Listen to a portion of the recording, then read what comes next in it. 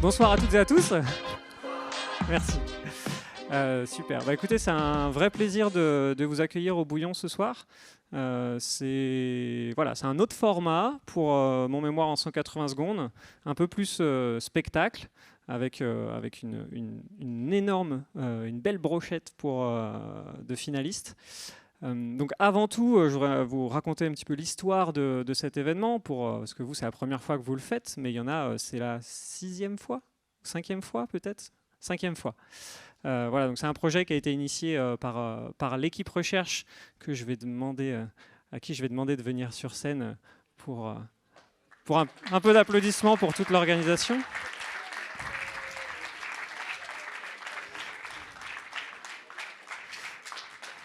Donc Isabelle Feignon-Bodinier, Amandine Perru-Chantenay, Yadira Ebarguen, Touraya, Hendry et bien sûr notre directrice Annabelle Couillandre.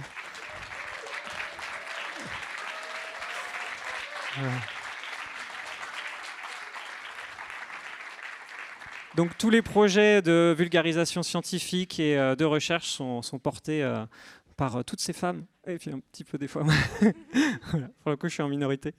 Donc voilà, on essaye de vous proposer un programme tout au long de vos 4 années d'études, entre les awards, les vidéos que vous faites, mon mémoire en 180 secondes, et puis après les mémoires de licence qui prennent des formes de plus en plus sérieuses. Donc un énorme merci et bravo. On espère que vous profitez quand même de l'expertise que vous avez de cette équipe de recherche. Donc un grand merci.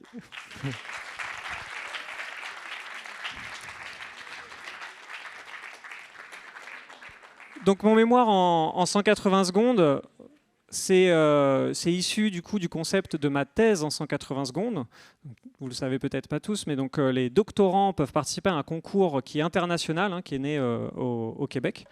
Il y a une bonne dizaine d'années maintenant, même plus que ça, quasiment 20 ans, et qui consiste à vulgariser, parce qu'on trouvait que les chercheurs restaient trop dans leur laboratoire et qu'il fallait faire sortir un petit peu la recherche des laboratoires. Et l'idée, c'était d'aller vulgariser à tout un chacun les thématiques de recherche qu'on peut avoir, que ce soit de l'astrophysique, que ce soit de la recherche clinique ou toute autre chose. Et du coup, ce concept-là, il est tellement bien qu'on le reprend dans plusieurs écoles, et on le reprend aussi à l'EUK sous cet aspect de mon mémoire en 180 secondes.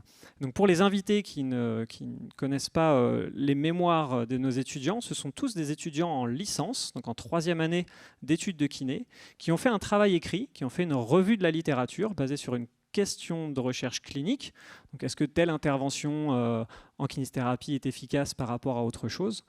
Et vis-à-vis de ça, du coup, ils ont donc produit un travail qu'on a évalué, un travail écrit, et après ils ont cette forme de soutenance orale où ils doivent vulgariser leur thématique et essayer de faire comprendre ce qu'ils sont allés chercher à un public connaisseur ou non. Donc il y a eu les présélections mardi dernier. Nos 100 candidats, nos 100 L3 sont passés avec des surprises. Donc voilà, on avait 100 surprises et on était 6 jurys, c'était de très très bonne qualité. Et il a fallu faire une demi-finale mardi après-midi, on avait sélectionné 30 et là une grande finale, on a sélectionné une dizaine d'étudiants. Donc ce soir, vous allez avoir un programme en 2 parties, il va y avoir 8 prestations, 4 dans la première partie et 4 dans la deuxième. Pour évaluer nos étudiants, il y a le public. Donc vous serez garant d'un vote pour élire votre candidat ou candidate préféré, qu'on fera à la fin des 8. Et nous avons aussi un jury composé d'experts, de différents experts. Alors on va commencer par ma gauche et par ma droite et votre gauche, pour ceux qui sont sur scène. Monsieur Guillaume Fossat, qui est kinésithérapeute et doctorant au CHU d'Orléans depuis 2009. Ses domaines d'expertise sont en lien avec la kinésithérapie de réanimation et le sevrage ventilatoire. Il est actuellement en thèse et sa thèse porte sur l'intérêt du haut débit humidifié lors de l'épreuve de sevrage ventilatoire en réanimation. Et si vous ne comprenez pas, il faut voir qu'en 2024, il a été sélectionné pour la finale régionale du concours de ma thèse en 180 secondes, justement à Paris-Saclay, durant laquelle il a tenté de vulgariser son sujet. Monsieur Guillaume Fossat.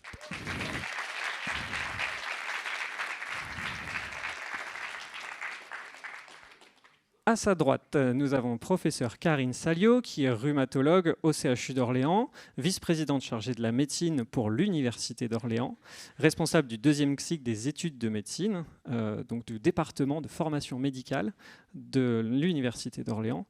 Et elle est également donc chercheuse en épidémiologie et responsable de la recherche clinique pour le service de rhumato d'Orléans.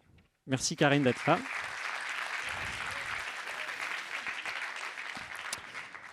Nous avons ensuite professeur Fabrice Prieur, qui est enseignant-chercheur au département de l'UFR Sciences et Techniques de l'Université d'Orléans, qui a obtenu une maîtrise en biologie à l'Université de Poitiers, puis une thèse d'exercice à l'Université de Saint-Étienne. Il a été enseignant-chercheur à l'Université d'Artois pendant 10 ans et à l'Université d'Orléans depuis 14 ans. Donc, un beau parcours géographique. Ses recherches portent sur le lien entre la disponibilité en oxygène et les limitations de l'exercice, et d'autre part sur l'activation corticale lors de la marche chez les sujets sains et chez les sujets pathologiques. Il mène des recherches donc, entre l'université et le CHU. Merci Fabrice d'être là ce soir.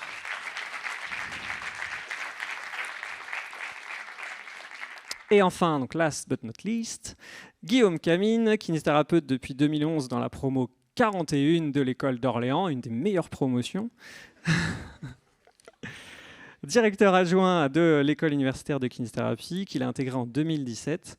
Il a exercé pendant 15 ans dans le champ de dans la réadaptation respiratoire et le réentraînement à l'exercice. Et actuellement, il prépare une thèse, pour ceux qui ne le savent pas, il est en propédeutique, en sciences de la santé, en santé publique pour évaluer la mise en œuvre des parcours d'activité physique adaptée et de sport santé en soins primaires. Merci Guillaume d'être là ce soir.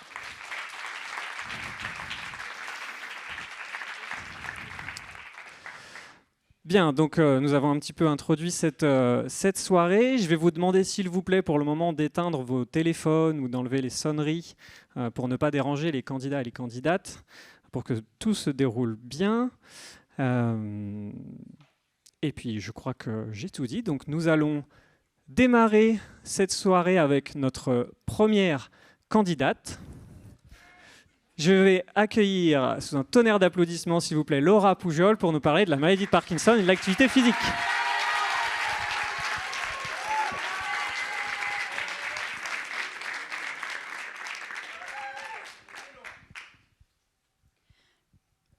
« 8 millions en 2018, 9,4 millions en 2020 et 11 millions en 2021. Je ne vous parle pas des enchères sur le dernier tableau de Claude Monet, mais bien de la maladie de Parkinson. Actuellement, 12 millions de personnes sont atteintes de cette maladie dans le monde. Deuxième maladie neurodégénérative la plus fréquente, population vieillissante, accoutumance et perte d'efficacité des médicaments, les prévisions s'annoncent nuageuses. Mais donc, que faire? Alors moi, Laura, jeune étudiante kiné, me suis donc posé la question de « mais que pourrais-je donc leur apporter là où la médecine n'arrive plus à avancer ?» Alors, que faisons-nous en kiné? Des étirements, ouais. Des massages également, des barbecues, tout le temps, le bar du jeudi soir, indispensable, et puis de l'activité physique, du mouvement, bouger. Ok, retenons ça pour après. Maintenant, imaginez-vous trembler au repos, être constamment rigide, vivre la vie au ralenti, ne plus pouvoir dormir. Tout ceci, imaginez-le et ressentez-le. Maintenant, je vais vous poser cette simple question. Comment serait votre qualité de vie dans ces conditions? Alors, je vais vous le dire, nettement diminuée, clairement moins bonne. Et pourtant, c'est le quotidien de nos patients atteints de la maladie de Parkinson. Alors, le mouvement, loin d'être une simple activité, permet d'améliorer les symptômes moteurs tels que la rigidité, l'équilibre ou encore la marche. Mais pas seulement, également la cognition, le moral ou encore le sommeil. Il a été révélé qu'un programme d'activité physique adaptée permet d'améliorer de 35% la qualité de vie des patients. La problématique, c'est la posologie. Et oui, tout comme un médicament a besoin de sa posologie, l'activité physique a besoin de la sienne. Alors, testons le yoga. Super mobilité, mais attention aux symptômes qui ne viennent pas s'améliorer. Alors, la boxe peut-être. Super crochet du droit qui vient améliorer force et mobilité, mais attention au sommeil qui ne s'améliore pas. Et la course dans tout ça. La course, ça c'est super. Grâce à ça, on arrive à mieux dormir la nuit. Et puis, le renforcement musculaire. Le renforcement musculaire, c'est vachement bien parce que ça nous permet de porter nos sacs de course. Et ça, c'est pratique. Et donc, en conclusion, dans tout ça, quelle posologie? Activité faible? Élevée? 1 ou 4 fois par semaine? On ne sait pas précisément. Aucun consensus n'a été établi concernant la posologie de l'activité physique. Cependant, ce que l'on sait pour sûr, c'est que l'activité physique en général, c'est mieux que rien. Donc, si bouger, c'était déjà guérir. Merci.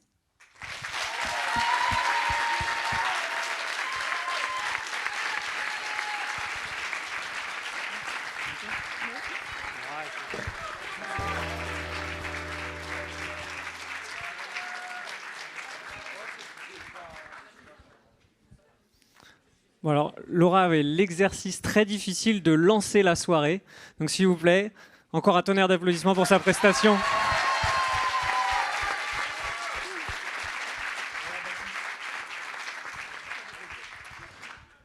Donc j'espère que vous avez tous compris ou retenu le même message que moi. Pour l'activité de la maladie de Parkinson, on peut bien améliorer le sommeil. Si on va à la boxe et qu'on se cogne un petit peu... Ah non, c'est pas ça. C'est si on fait beaucoup d'activité physique, notamment de la course à pied. Super. Donc, bravo pour le travail, bravo pour la prestation. On va laisser tranquillement le jury finir ses notes, très sérieusement. Et avant ça, du coup, je vais tranquillement introduire notre prochain candidat. S'il vous plaît. Donc, il n'a pas la même coiffure que sur la photo. Il a enlevé ses lunettes par respect pour ses enseignants. Et donc Quentin Dumouza va nous parler de son expérience de vie et surtout va nous parler de la PRP sur les blessures aux ischio-jambiers, notamment dans le domaine sportif. Quentin, la scène est à toi.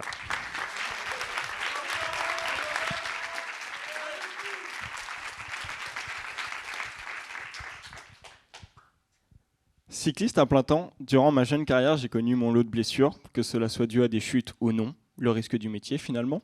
Mais une m'a particulièrement marqué, ce fut une lésion musculaire des ischio-jambiers. Les muscles situés derrière la cuisse par conséquent. Cette blessure m'a marqué car ce fut la première à me séparer de mon vélo, de mes entraînements quotidiens. Je vous raconte pas le drame, pause forcée, cuisse arrangée, adieu mes statistiques Strava. Ni une ni deux, j'ai foncé, façon de parler étant donné que je pouvais à peine utiliser ma jambe, chez mes futurs collègues kinés pour entreprendre le plus rapidement possible des séances de kinésithérapie pour retourner en selle le plus rapidement possible et ressentir à nouveau le vent sur mon visage. Maintenant que j'y repense, plusieurs questions me trottent dans la tête. Aurais-je pu guérir plus vite? Y avait-il une solution miracle pour accélérer ce retour au sport? C'est là qu'à travers mes recherches, je suis tombé nez à nez avec l'injection de plasma riche en plaquettes, donc le PRP.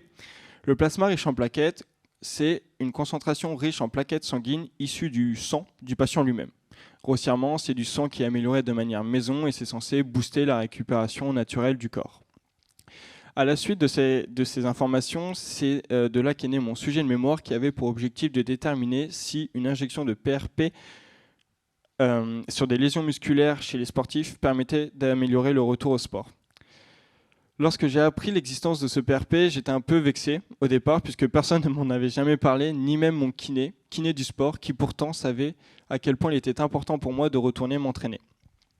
Donc, un peu comme Sherlock Holmes, j'ai décidé d'entreprendre mes propres recherches et d'obtenir mes propres réponses. Premier article, bingo, le PRP accélère le retour au sport. À ce moment-là, j'ai hésité à faire un message salé à mon kiné, histoire de lui dire « Tu m'as fait perdre mon temps, regarde, il y avait cette solution pour aller plus vite ». Et mon euphorie est vite redescendue lorsqu'une liste successive d'articles démontrant tous une inefficacité du PRP me tomba dessus. Car selon eux, le PRP, c'est seulement du placebo chic et cher. Globalement, on est partagé entre deux écoles, une qui va nous indiquer que c'est une révolution médicale, mais une autre qui va nous dire que c'est un gadget inutile. En comparant mes articles, bien évidemment, ils se contredisaient tous, un peu comme dans un repas de famille. J'en avais 4 qui disaient que c'était efficace, et 2 qui démontraient une inefficacité. Donc globalement, pas de verdict clair, mis à part un dilemme. Malgré une majorité qui penche plus sur son efficacité, il serait important d'envisager de nouvelles recherches afin d'obtenir de nouvelles informations et de savoir si le PRP est un véritable coup de boost pour les sportifs ou bien seulement un coup d'épée dans l'eau. Merci.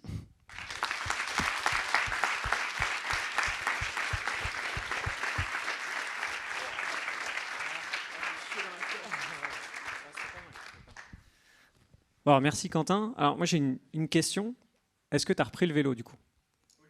Ok. Bon. Et est-ce que tu as encore mal aux ischios? Bon.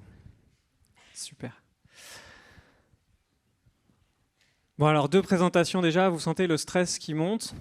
Voilà, c'est quand même pas une situation facile. Alors beaucoup d'entre vous étaient à leur place il y a quelques jours, mais là c'est ceux qui sont à la fin de la liste là, ils ont le cardio qui monte, là ça redescend un petit peu la pression, mais à côté non.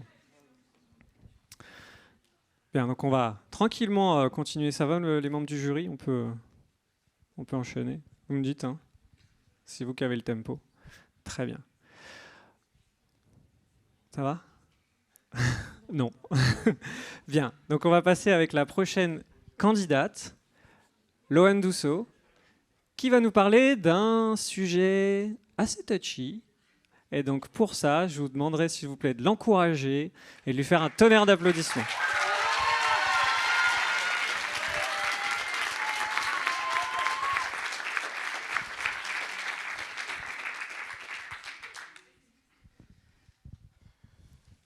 Si je vous dis Aqualand, vous me répondez « Yeah, super chouette les descentes de toboggan !» Sauf quand il s'agit de vos organes. Parce que malheureusement, des organes qui se prennent pour les en marchant en faisant le grand plongeon, ça arrive plus souvent qu'on ne le pense. Vous l'aurez peut-être compris, aujourd'hui je vais vous parler d'un sujet qui touche la moitié des femmes, le prolapsus génital, ou plus communément appelé les descentes d'organes. C'est une pathologie qui s'aggrave avec l'âge, l'obésité, le nombre de grossesses et le nombre d'accouchements par voie basse. Je vous ai introduit ce sujet avec une petite touche d'humour, mais malheureusement pour les femmes, ce n'est pas drôle du tout. C'est une pathologie extrêmement taboue qui affecte significativement la qualité de vie, leur dignité, leur santé mentale, mais aussi leur vie sexuelle. Et c'est parce que c'est tabou que je souhaite en parler aujourd'hui et libérer la parole sur ce véritable fléau. Mais n'allons pas trop vite. Qu'est-ce que c'est réellement? Eh bien, c'est un des nombreux multiples dysfonctionnements du plancher pelvien qui se caractérise par le glissement vers le bas d'un ou plusieurs organes pelviens dans le bassin. Et y a-t-il un traitement? Oui, et il y en a plein même. Pose de PCR, traitements chirurgicaux, stimulation électrique, exercice de rééducation périnéale, mais aussi le biofeedback. Là, vous l'avez peut-être compris, c'est celui-ci qui m'intéresse aujourd'hui. Mais qu'est-ce que c'est? Un mot un petit peu compliqué, je vous l'accorde, mais pour au final quelque chose de très simple. Prenons comme exemple Mario Kart. Imaginez que vous jouez les yeux bandés et que vous vous faites guider à l'oral par quelqu'un. Vous jouez, mais c'est compliqué. Vous cognez dans les murs, vous allez moins vite que d'habitude, et le trajet est beaucoup moins fluide que lorsque vous regardiez l'écran. Normal. Eh bien ici, c'est un petit peu le même principe. Le biofeedback est un retour d'information sur la performance exécutée, ici avec les grands, grâce à laquelle nous pouvons réajuster notre action, ici avec la manette. Dans la rééducation du prolapsus génital, le biofeedback va mesurer la contractilité vaginale grâce à des petits capteurs, en renvoyant des informations visuelles à la patiente. C'est une réelle innovation car elle permet aux patientes de prendre en main leur propre rééducation. Elle conscientise mieux leurs contractions et par conséquent travaille plus efficacement. Mais pouvons-nous prévenir le prolapsus génital? Et la réponse est encore une fois oui, mais ce n'est pas sorcier. La clé est une vie saine et équilibrée. Mieux gérer l'excès de poids, mieux gérer les efforts de port de charge lourd, également lors de la poussée aux toilettes et lors de la toux, mais également et surtout limiter la sédentarité et favoriser l'activité physique. Car inclure des exercices de rééducation périnéale et de sangle abdominale va permettre d'avoir un maintien fort et solide de vos organes. Alors n'oubliez pas, la prochaine fois que vous prendrez vos billets pour un parc aquatique, faites vos exercices de rééducation périnéale, ça évitera à vos organes de glisser en même temps que vous. Merci.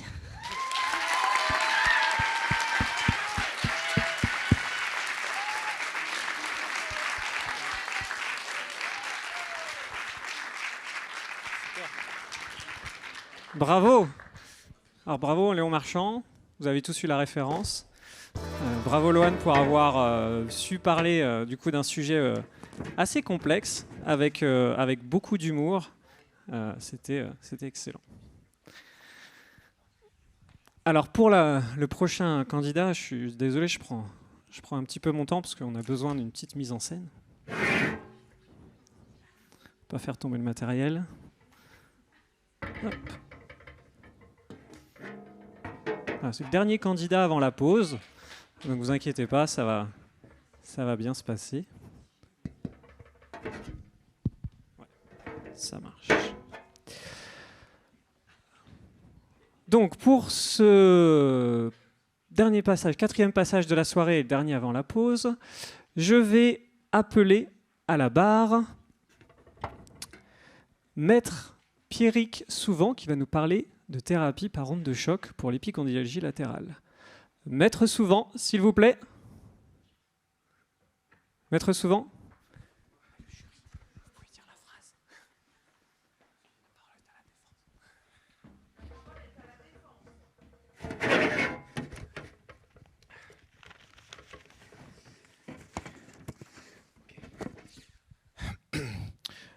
Pardonnez mon retard, je ne pensais pas avoir à me représenter ici devant vous.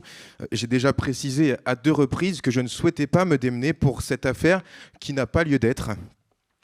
D'autant qu'en ce moment, je travaille sur un dossier assez compliqué, une histoire de morphopalpation complexe.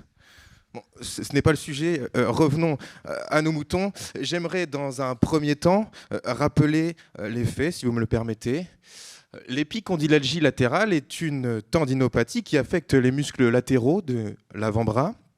Elle est souvent causée par des mouvements répétitifs, un stress mécanique important sur les tendons des muscles extenseurs du poignet. Dans les années 90, ma cliente, la thérapie par onde de choc extracorporelle, s'est proposée comme étant un traitement permettant de réduire la douleur et de surcroît d'améliorer la force de préhension chez les patients atteints d'épicondylalgie latérale. Son principe est simple, la percussion répétée sur une zone lésée, propageant des ondes qui stimulerait la cicatrisation et la libération d'hormones qui réduisent la douleur. Bien. Nous sommes ici aujourd'hui puisque certains praticiens accusent ma cliente de ne pas être réellement efficace. Soit. Alors, j'ai mené ma petite enquête, épluché les articles scientifiques proposés par nos amis les chercheurs depuis ces 10 dernières années, et voici ce que j'y ai trouvé. La thérapie par onde de choc extracorporelle permet la réduction des symptômes causés par l'épicondylalgie latérale. Elle est plus efficace que les ultrasons ou les injections de corticostéroïdes notamment qui sont parfois proposées aux patients. Alors, j'entends déjà certains me dire « oui, mais ce ne sont que des thérapies à faible niveau de preuve ». Et je leur répondrai « certes, mais… » où est la littérature qui compare ma cliente à des thérapies ayant un niveau de preuve élevé? Eh bien, nulle part, ou du moins, je ne l'ai pas trouvé. Alors, je vous pose la question, mesdames et messieurs, est-il justifié d'accuser quelqu'un sans preuve? Non, évidemment. Je m'en remets aux chercheurs. Proposez-nous de la littérature qui tranche. Et c'est à ce moment que nous aurons un réel avis. En attendant, chers kinésithérapeutes, pourquoi ne pas investir dans la thérapie par onde de choc qui, selon la littérature, soulage vos patients, et ce, pour la modique somme de 10 000 €? Voilà, je vous laisse sur cette question et vous souhaite une bonne soirée.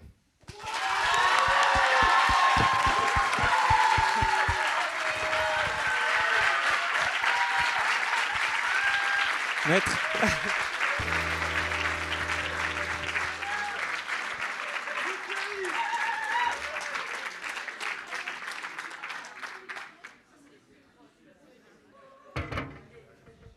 Bon, la pression redescend.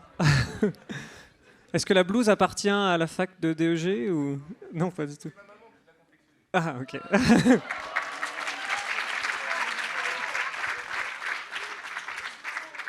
Bien, j'espère que vous passez un bon moment. En tout cas, quand je suis dans le public, ça se passe très bien. Donc, deuxième partie de soirée. J'espère que vous avez passé un bon moment, que vous n'êtes pas fatigués, parce que les candidats sont chauds bouillants. Ça se voit dans la... Et asséchés aussi au niveau de la parole.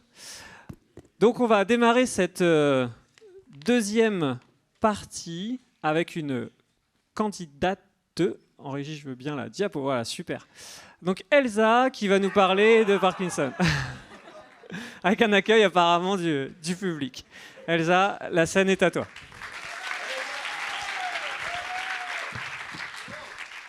Ouf, pas de panique, je me relève. Heureusement. Mais ce pépin me fait réfléchir. Si moi, Elsa, avec 2 jambes et un minimum d'équilibre, je tombe aussi facilement, qu'en est-il de nos patients parkinsoniens? Vous allez me dire, mais pourquoi eux en particulier? Allez, je vous explique. La maladie de Parkinson est une pathologie qui touche le système nerveux. Tes mouvements deviennent lents, tu trembles sans raison, tu perds l'équilibre et chutes toujours au mauvais moment, comme si tu avais trop bu. Imaginez à quel point il est difficile de trouver son équilibre quand ton corps n'écoute pas ce que tu lui demandes. La moindre perte d'équilibre peut avoir des conséquences graves. Fractures, hospitalisation, perte d'autonomie. Alors, que faire? Opter pour une rééducation plus douce, les laisser tranquilles, mais risquer de les retrouver par terre, ou opter pour une rééducation plus intense avec en plus de l'équilibre. Pour cette étude, je me suis intéressée à la population que l'on doit chouchouter, les personnes âgées atteintes de la maladie de Parkinson. J'ai alors travaillé sur 5 articles qui comparaient, dans la majorité, un groupe recevant une rééducation spécifique à l'équilibre à haute intensité à un groupe témoin. Les articles consultés portaient majoritairement sur des programmes allant de 4 à 12 semaines, incluant des exercices de coordination, d'équilibre et de renforcement. Certains étaient plus longs, avec des interventions prolongées sur 12 mois. Alors, ces efforts sont-ils vraiment efficaces? Voyons ce que disent les résultats. Dans l'ensemble, les programmes axés sur l'équilibre à haute intensité ont donné des résultats positifs. Ils ont permis une nette amélioration de l'équilibre, ce qui a contribué de manière indirecte à réduire le risque de chute. Plusieurs outils d'évaluation l'ont montré, comme l'échelle FESI qui mesure la peur de chuter. Mais ce n'est pas tout. Les études ont montré des progrès au niveau de la mobilité fonctionnelle. Ces avancées ont été mesurées grâce à des tests comme le Time Up and Go, qui évalue la capacité de marcher, se rasseoir et se lever. Bon, je dois vous avouer que je n'ai pas tout mentionné. Au cours de mes recherches, j'ai rencontré certaines limites. Par exemple, la taille des échantillons généralement trop réduite. Cela ne permettait pas vraiment de représenter la population touchée par la maladie de Parkinson. À cela s'ajoute la durée des études, généralement trop courte. Bon, qu'est-ce qu'on retient de tout ça? La kinésithérapie, bien dosée, bien ciblée, peut vraiment changer la donne. Elle aide à garder l'équilibre, à moins redouter les chutes et à retrouver un peu de contrôle sur ce corps qui parfois fait sa vie tout seul. Pas besoin de les transformer en champions olympiques. Juste un accompagnement stimulant, adapté et parfois un peu fun. Parce qu'un patient qui bouge avec le sourire, c'est déjà une petite victoire. Alors oui, restons à leur côté pour qu'ils gardent les pieds sur terre sans finir par terre. Merci.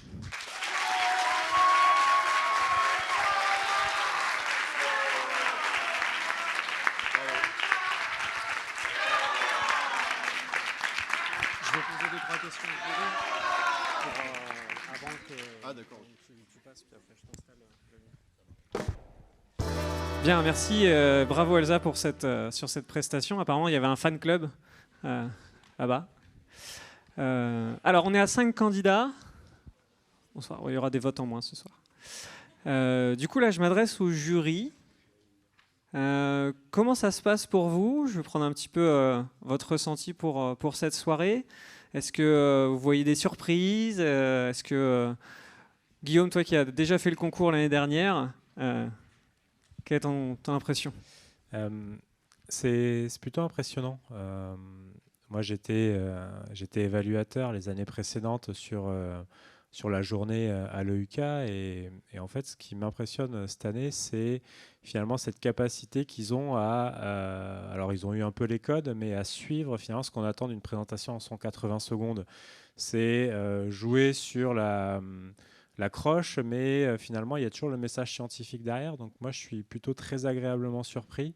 Et ouais, pour un travail sans préparation, parce que c'est le mathèse en 180 secondes, on se dit oui, c'est juste présenter, mais non, c'est des mois de travail, des mois de répétition, et pour arriver à juste présenter 3 minutes, et là faire ça en quelques semaines, vraiment chapeau. Okay.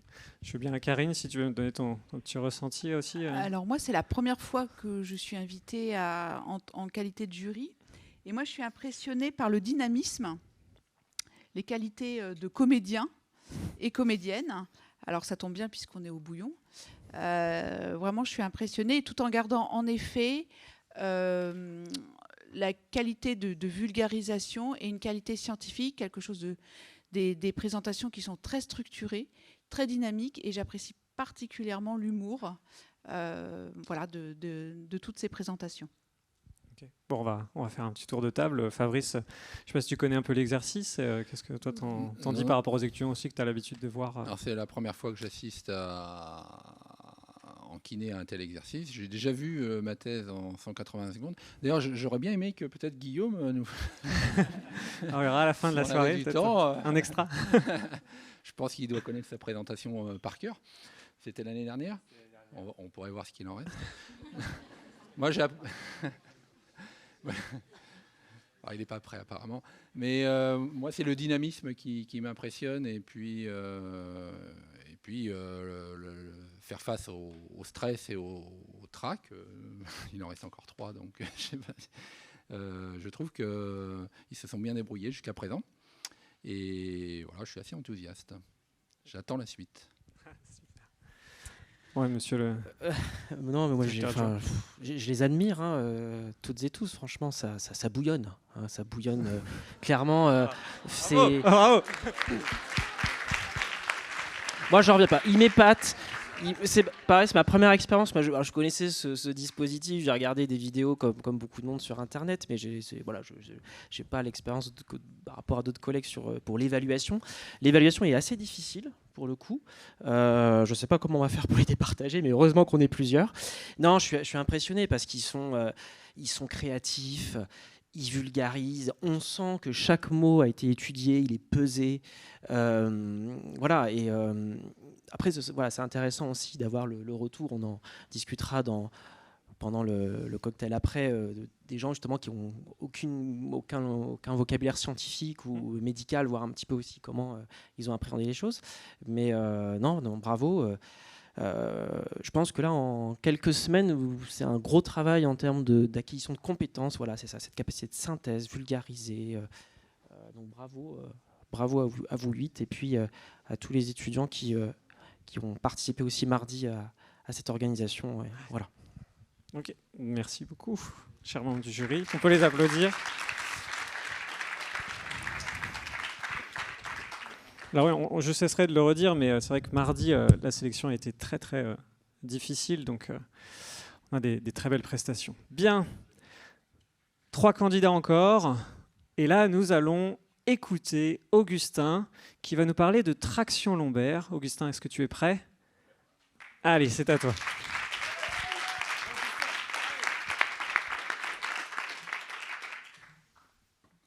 Bon, le kiné, tu viens avec moi, s'il te plaît? Allez, suis-moi. Bon, ici, on est au bloc opératoire, donc on fait pas comme à la maison, tu fais exactement comme moi. Hein. On se lave les mains, tu vas jusqu'aux avant-bras. Tu touches pas tes coudes, hein, c'est dégueulasse, un coude. Bon, allez, suis-moi. Tiens, je vais te mettre ta blouse, tes gants. Ok, tu me suis. Tu poses tes mains comme ça sur la table, tu touches à rien et tu me regardes. Allez, j'incise. Tiens, prends ça dans ta main. Tiens, vas-y, prends. Voilà ce que c'est que du disque. Parce que tout le monde en parle, mais personne ne sait ce que c'est. Alors maintenant, tu sauras. Bon, ok. Ce que vous venez de voir, c'est la reconstitution à peu près fidèle du moment où j'ai eu la chance d'assister à une opération d'une hernie discale lombaire lors de mon dernier stage au CHU d'Orléans. Et ce petit bout de disque que j'ai eu dans les mains était tout aussi fascinant qu'il était coupable. C'est lui qui était responsable des douleurs dont souffrait ce patient, cette fameuse sciatique que l'on connaît tous. En réalité, en venant comprimer la racine nerveuse qui passe à côté, la hernie discale vient créer ce que l'on appelle une radiculalgie, c'est-à-dire des douleurs neuropathiques s'irradiant, se projetant le long du trajet du nerf. Douleurs incessantes, limitation d'activité, arrêt de travail, les rendez-vous chez le médecin, chez le kiné, chez l'ostéo, les médicaments, les problèmes de sommeil, j'en passe et des meilleurs. Bref, vous l'aurez compris, ce petit bout de disque n'a rien d'innocent. Mais alors, comment traiter ces radiculalgies? Bon, ce qu'il faut savoir, c'est que dans la plupart des cas, comme la hernie se résorbe seule en à peu près 6 mois et que les douleurs disparaissent, on s'en sort bien. Ajoutez à cela la médication antalgique et la kinésithérapie dont le rôle est central et l'efficacité éprouvée, nos patients guérissent. Pourtant, chaque année, c'est près de 20 000 personnes qui, comme ce pauvre patient, finissent sur le billard pour s'en faire opérer. Il y a forcément une solution d'éviter ça, non? C'est alors que je me dis, et si on tirait dessus? Bah oui, comme l'hernie discale se forme sous l'effet de compression, de contrainte axiale excessive sur le disque lorsque celui-ci est associé à une dégénérescence, alors je me dis qu'en tirant sur la colonne, par le jeu de la pression intradiscale et de la succion, on devrait pouvoir résorber ce satané petit bout de disque. Bon, cette idée, vous vous en doutez, je suis ni le premier ni le seul à l'avoir eue, puisque le sujet est brossé depuis un petit moment déjà dans la recherche, et sur PubMed, Google Scholar et Pedro foisonnent les études comparant la traction lombaire mécanique à la kinésithérapie dans la réduction des douleurs et l'amélioration des capacités fonctionnelles des patients. Alors je me lance, je cherche, je compare, je sélectionne, j'analyse, j'apprends et je comprends. Mon mémoire est enfin terminé, je me relis une énième fois pour essayer de tirer la conclusion et trouver la solution que je cherchais à ce problème. Mais en vain, car en réalité, dans ce combat opposant la machine de traction aux exercices et aux mains du kiné, nul n'en sort vainqueur pour vaincre Madame la radiculalgie. En réalité, ce que tentent à dire les études, c'est qu'en associant les traitements, ce petit bout de disque, messieurs, dames, devenait innocent. Je vous remercie.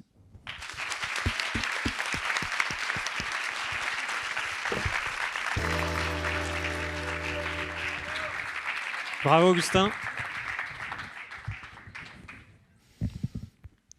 Et combien de temps a duré l'opération du coup au CHU?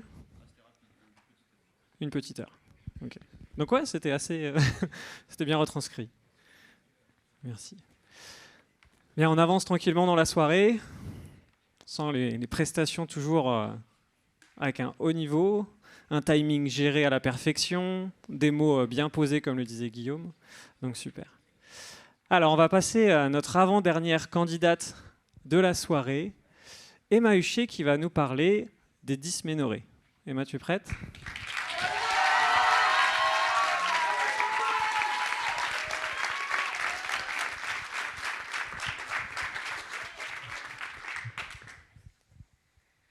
Ah, t'es susceptible aujourd'hui.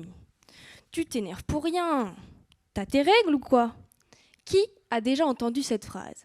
Je pense beaucoup de monde ici.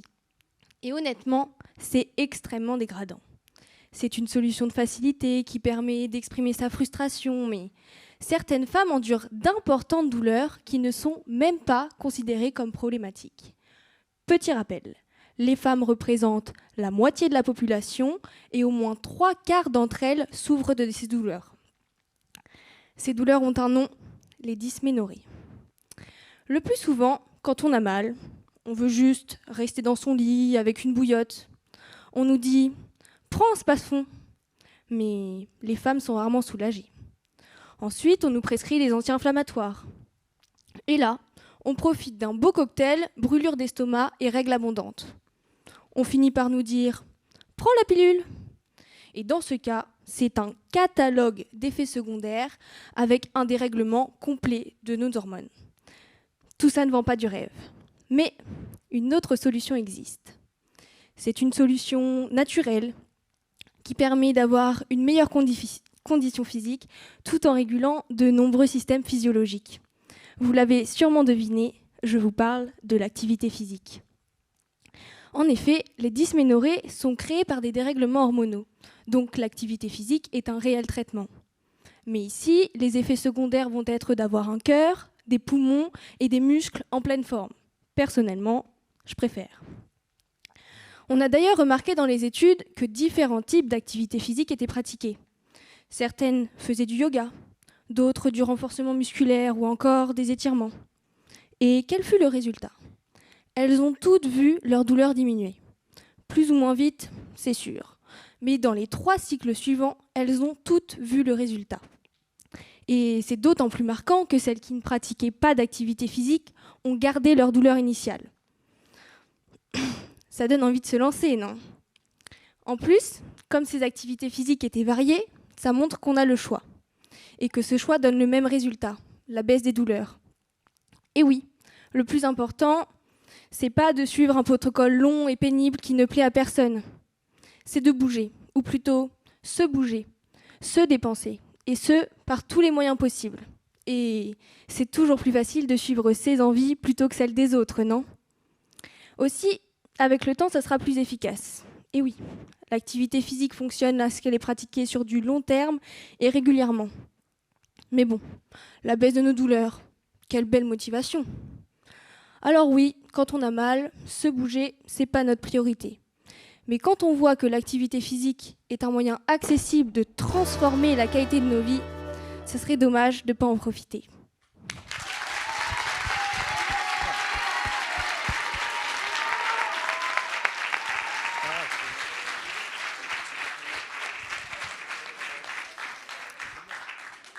Bravo Emma, je pense que tu étais la plus proche du gong.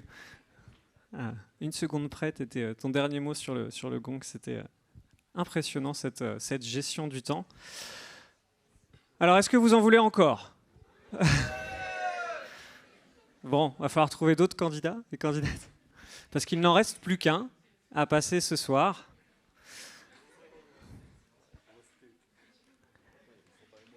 Alors Romain, tu vas avoir l'immense privilège de clôturer cette finale bouillonnante de mon mémoire en 180 secondes. Donc s'il vous plaît, pour l'encourager, pour notre dernier candidat de la soirée, tu m'auras un tonnerre d'applaudissements. La scène est à toi.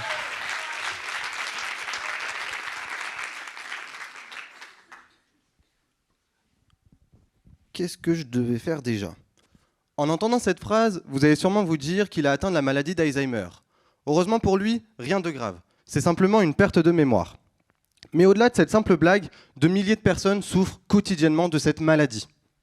Bien sûr, on a déjà tous entendu des conseils comme faire une partie de Scrabble, de Memory, ou bien d'écrire pour se souvenir. Mais pour moi, ça me posait un énorme souci. Toutes ces activités sont beaucoup trop sédentaires. Et en tant que futur kinésithérapeute convaincu des bienfaits de l'activité physique, je me suis demandé si celui-ci ne permettait pas d'améliorer la mémoire de ces personnes. Avant d'aller un petit peu plus loin, revenons en base pour bien comprendre. L'Alzheimer est une maladie neurodégénérative, c'est-à-dire qui va venir détruire les neurones de manière progressive et irréversible. Actuellement, 2 grandes causes sont retenues. La première, une baisse de production de neurotransmetteurs essentiels à la transmission nerveuse, plus précisément l'acétylcholine. La seconde, quant à elle, est une accumulation de la protéine bêta-amyloïde autour des neurones. Dans les 2 cas, les neurones vont venir se détériorer. Plus concrètement, imaginez un tableau électrique où sort une multitude de fils, chacun représentant un neurone. Si jamais l'un d'eux est sectionné, comme le fait la protéine bêta-amyloïde, ou bien que le matériel est défaillant, comme une baisse d'acétylcholine. Au final, le courant ne passe plus et la lumière ne peut plus s'allumer. Eh bien, dans notre cerveau, c'est exactement la même chose. Les connexions se défont et certaines zones, notamment celle de la mémoire, cessent de fonctionner. Actuellement, de nombreuses recherches ont montré l'importance de l'activité physique sur 2 phénomènes. Ces 2 phénomènes sont produits par le cerveau. On va venir retrouver la neuroplasticité, qui va permettre de créer de nouvelles connexions entre les neurones. La seconde, qui va être la neurogénèse, qui va permettre de créer de nouveaux neurones, malgré que celui-ci reste tout de même limité avec un certain âge. Alors oui, l'activité physique, c'est bien. Mais malheureusement, les études n'ont pas montré un consensus pour améliorer la mémoire de ces personnes. Mais ce qu'on remarque, c'est qu'il y a quand même Ce qu'on remarque, c'est que leur déclin est souvent ralenti. Alors oui, au-delà de tout l'aspect cognitif, le sport permet de renforcer le cœur, d'améliorer l'humeur et le bien-être psychologique. Alors oui, le mouvement ne guérit pas, mais aide énormément. N'oublions jamais de les accompagner au quotidien et incitons-les à rester actifs. Merci.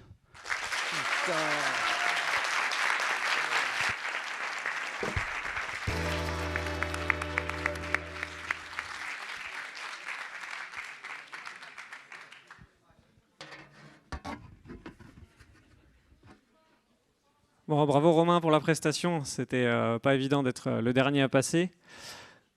Alors, avant de commencer à l'étape suivante qui sera le vote du public, je vais demander à tous les candidats de revenir et les candidates de revenir sur scène, s'il vous plaît.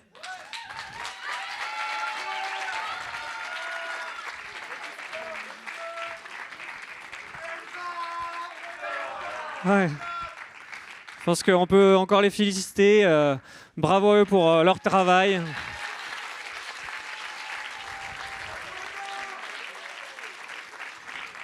Voilà, les grands finalistes de la session 2025 de Mon Mémoire en 180 secondes. Pierrick, Laura, Lohan, Quentin, Augustin, Elsa, Romain et Emma. Et je connais tous les noms. Bravo à eux. Oh, c'était un super événement. Je pense que vous avez donné plein de bonheur à tout le public. J'espère que vous avez passé un bon moment malgré le trac. Voilà. Et sachez que vous repartez vainqueur parce que vous avez des points bonus pour votre note quand même, en étant en finale. Bien, vous allez pouvoir vous rasseoir, faire retomber la pression. Merci.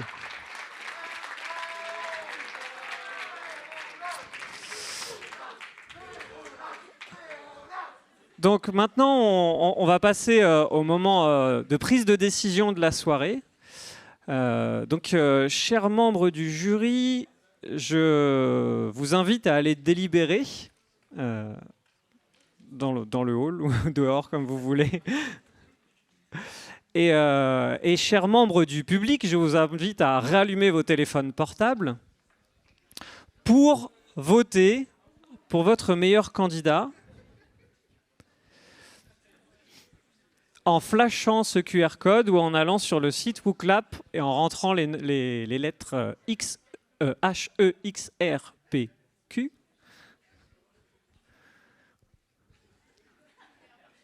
Est-ce que ça fonctionne?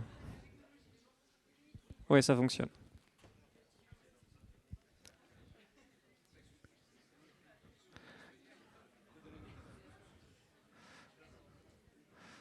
Donc normalement, vous pouvez faire un seul choix. Voilà.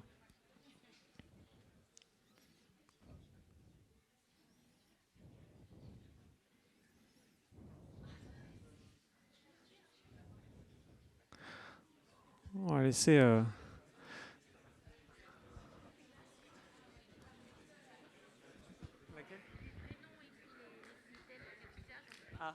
en régie, est-ce que vous pouvez mettre la diapo d'avant avec les noms et les visages, s'il vous plaît? Est-ce que c'est possible?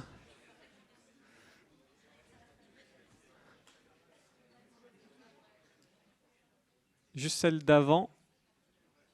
Merci, voilà.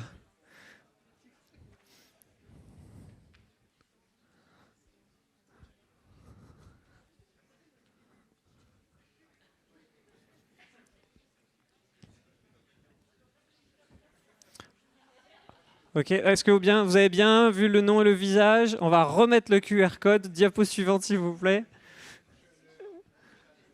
Pour ceux qui n'ont pas réussi à flasher. Ouais, merci.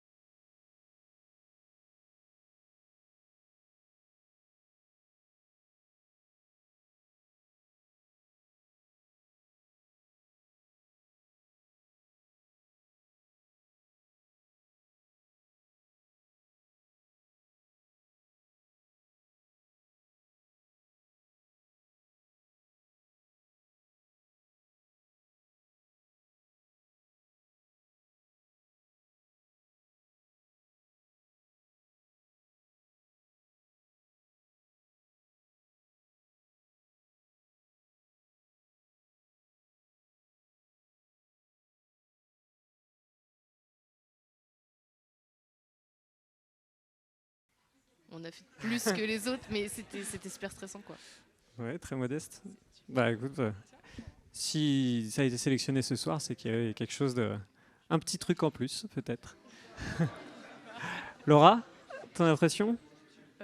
Comme le dit Lohan, très stressant. Moi, il y a 2 jours, j'étais dans mon lit en train de réviser mon air fémoral. Aujourd'hui, je suis sur scène. Je ne sais pas trop ce qui s'est passé entre les deux.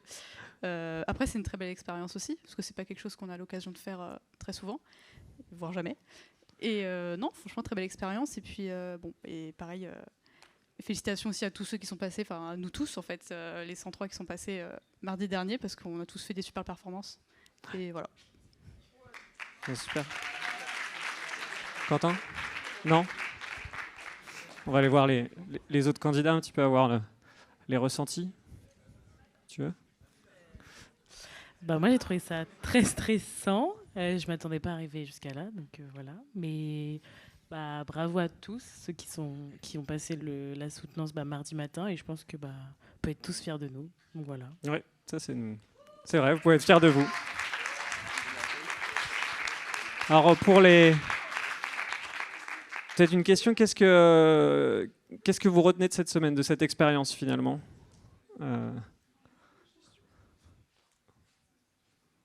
Augustin, Emma, Romain?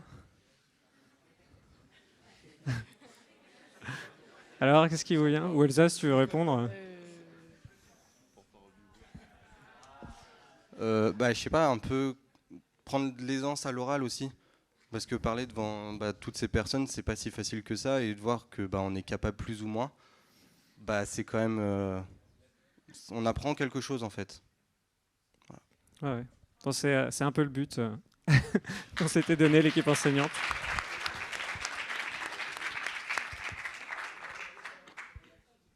Augustin? Non, je sais pas, ça a pris le micro. Augustin va nous chanter quelque chose. Ok.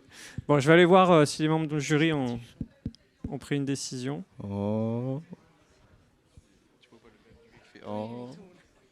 Avant ça, je vérifie que tout le monde a bien voté.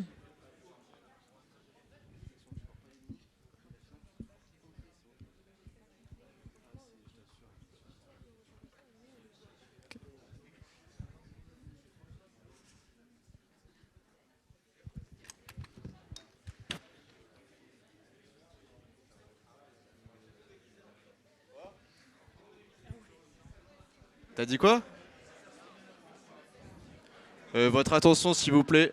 Est-ce que quelqu'un peut me donner le trajet d'une Airsafen, s'il vous plaît? Quentin, il en a besoin, il n'a pas appris ses nerfs, donc il a besoin de réviser ce soir là.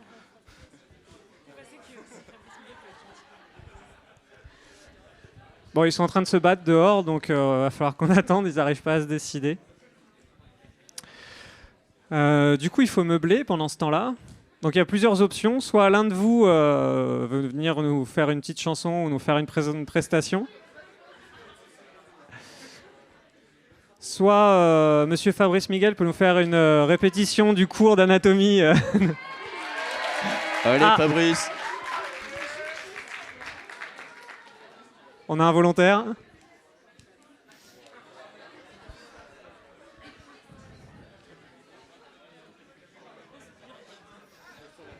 Alors, je vais reprendre le... J'ai pas été pris, mais... C'est vrai? Bah écoute... J'ai 3 minutes. Voilà, là, un volontaire. On n'a pas la diapo, donc juste tu dis ton sujet et puis après tu envoies. Bon. Ouais. Bon, on va y aller comme ça. Bonjour à toutes et à tous. Si nous sommes réunis aujourd'hui, c'est pour enfin vous donner les bons arguments face à cet ami ou collègue qui vous lance l'air grave. J'aurais pu être pro, mais bon, tu connais les ligaments croisés, ça pardonne pas. On en connaît tous un, pas vrai, non? Bon, déjà, les ligaments croisés, qu'est-ce que c'est? C'est comme une corde, plus ou moins souple, qui a pour but de stabiliser le genou lors de la pratique sportive. La rupture de cette corde peut créer une instabilité au niveau du genou. Dans ce cas, une opération chirurgicale est requise pour reconstruire cette corde. À l'issue de cette opération, il faut une rééducation, longue et intense. Mais vous me voyez peut-être venir, votre fameux pote là, qui préfère prendre l'ascenseur plutôt que l'escalier, pensez vraiment qu'il allait suivre en salle de rééduc? À méditer. Bon, trêve de plaisanterie, dans ce travail, nous allons nous intéresser à la phase de rééducation. La phase de rééducation, l'un des objectifs primordiaux, c'est la restitution de la force musculaire. Et parmi tous les groupes musculaires de la jambe, nous allons nous intéresser particulièrement aux ischio-jambiers. Pourquoi les ischio-jambiers ? Pour 2 raisons. La première, c'est que c'est l'un des groupes musculaires qui joue un rôle protecteur de notre ligament croisé antérieur. La seconde, c'est qu'en fonction des techniques opératoires, l'un des tendons des ischio-jambiers peut être utilisé et prélevé pour réparer cette corde. Donc, dans ce travail, on va comparer 2 moyens de renforcement. Le premier, c'est le renforcement classique, tel qu'on le connaît, qui présente des limites, notamment la douleur issue de l'opération. La seconde, c'est la thérapie par restriction de flux sanguin.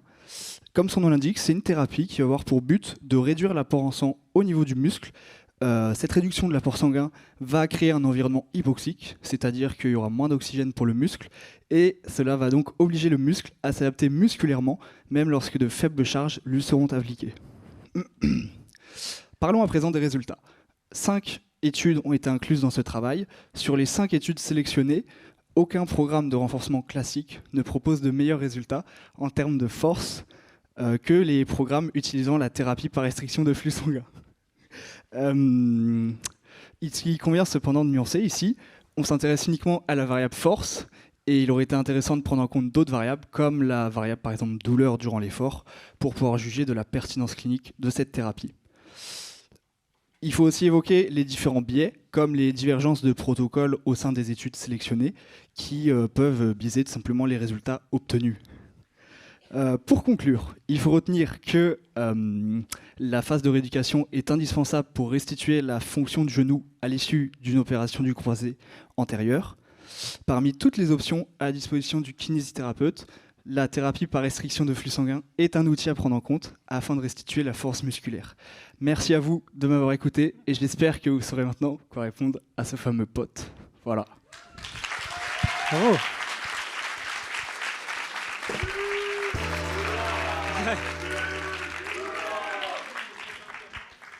Oh, bien joué, hein. Dans le temps en plus. Merci la régie pour avoir lancé le chrono. C'est super. Alors, juste pour redire, ah bah parfait, le jury revient. Comment va se dérouler la soirée? Donc là, on va remettre les prix tranquillement, passer un moment. Et après, on vous offre un petit cocktail avec quelques biscuits voilà, offerts par l'EUK. Donc restez un petit peu avec nous. Ok. Oui, c'était sûr. C'est pour ça qu'on l'a pas. Ouais. Ça te va? Très bien. Tu veux la feuille? Ouais, je vais prendre la feuille. Merci. Est-ce qu'il y a l'un d'entre vous qui veut remettre le prix? Karine, est-ce que tu veux bien remettre le prix du jury? Okay. Je vais te donner un petit peu de chocolat. Voilà. Tu veux que je l'appelle ou tu veux... Ouais. Bien, ouais.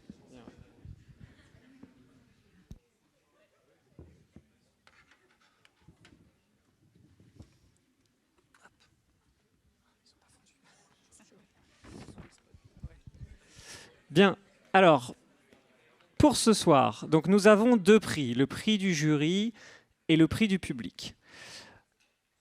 Qu'ont gagné nos lauréats? Ils ont gagné, ou ils vont gagner, une place pour le congrès du CIFEPK l'année prochaine, le congrès international francophone de kinésithérapie et physiothérapie. Je crois qu'on n'a pas encore le lieu, mais c'est courant souvent vers la fin de l'hiver, le début du printemps. Donc voilà, donc on leur offre une place pour ce congrès l'année prochaine, qui est organisé notamment par des étudiants en kinésithérapie de France, de Belgique, de Suisse, voilà, de tous les pays francophones. Alors après une longue délibération, le jury a voté pour la meilleure prestation de la soirée, qui revient à Lohan Douceau.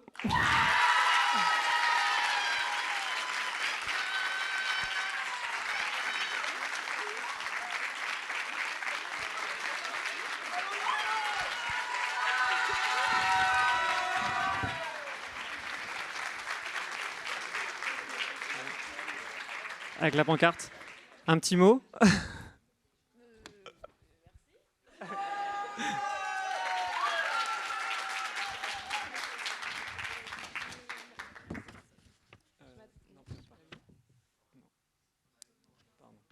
Je m'attendais pas du tout à ça parce que les gens ont fait des vraiment super prestats. Donc, merci beaucoup, je ne m'attendais pas du tout à ça. Et félicitations à tout le monde quand même, c'était super.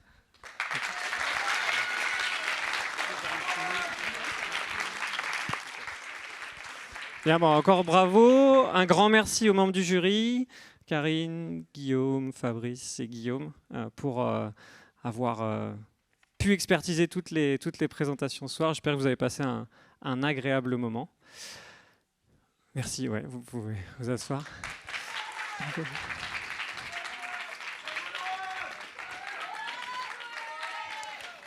Et donc, nous allons maintenant passer au prix du public, qui va être remis donc par notre directrice Annabelle Couillandre. On vérifie les scores. Donc quasiment une centaine de réponses.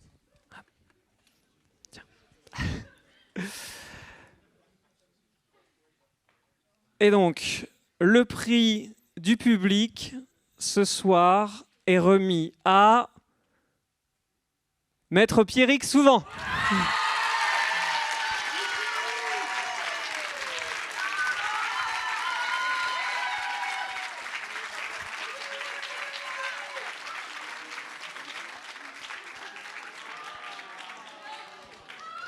Voilà, on peut l'applaudir, on peut le féliciter. Bravo Pierrick.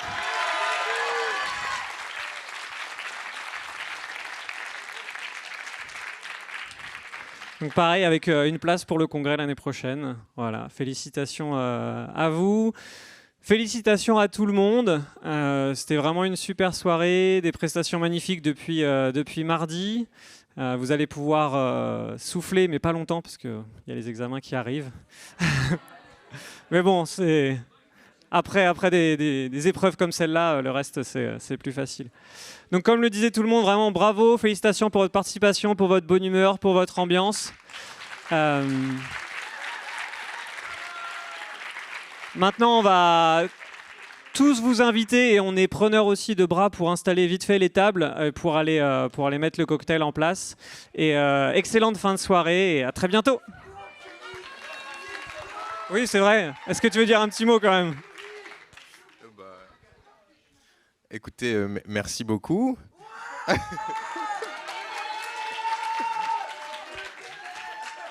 Merci aux messieurs dames qui sont venus me soutenir. Je suis très content d'avoir reçu des chocolats parce que j'adore ça. Et ouais, non, c'était trop cool de faire ça en votre présence. Franchement, moi j'ai trop adoré. Donc voilà, merci beaucoup. Passez une bonne soirée.